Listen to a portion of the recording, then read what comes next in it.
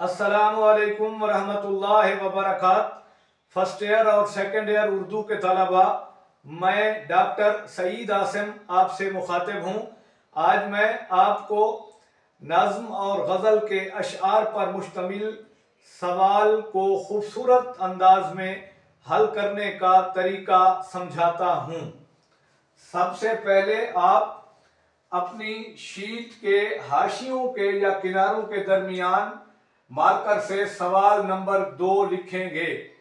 ये इंशाई तर्ज वाले पेपर का सवाल नंबर 2 होता है।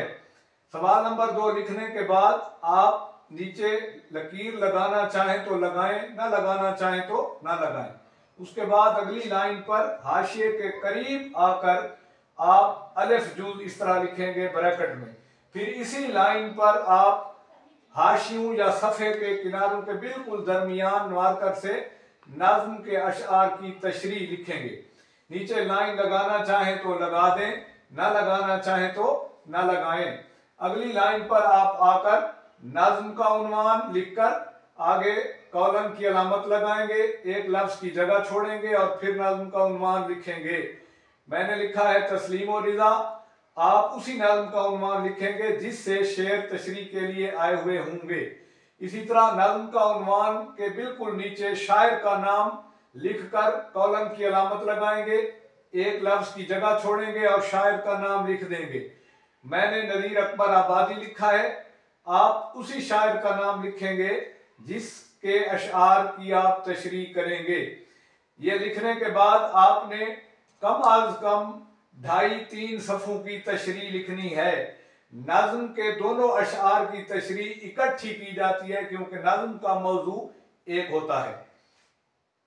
नज़्म के अशआर की तशरीह लिखने के बाद आप नई लाइन पर हाशिए के करीब आएंगे और ब्रैकेट्स में जुज़ बे लिखेंगे और इसी लाइन पर सफ़े के ऐन दरमियान में आप गज़ल के अशआर की तशरीह लिखेंगे। नीचे लाइन लगाना चाहें तो लगा दें, ना लगाना चाहें तो ना लगाएं।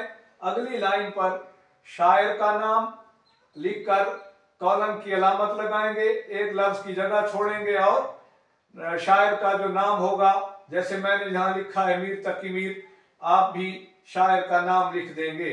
जिस शायर की गज़ल से अशआर की तशरीह आपने करनी होगी उसी शायर का नाम आप लिखेंगे। शायर का नाम लिखने के बाद आप ऐन दरमियान में मार्कर से शेर नंबर 1 लिखकर उसके बाद 1.5 सफ़े या 2 सफ़े की शेर की तशरीह करेंगे। फिर इस शेर की तशरीह करने के बाद आप सफ़े के ऐन दरमियान में शेर नंबर 2 की हेडिंग देंगे। फिर 1.5-2 सफ़े की इस शेर की तशरीह करेंगे।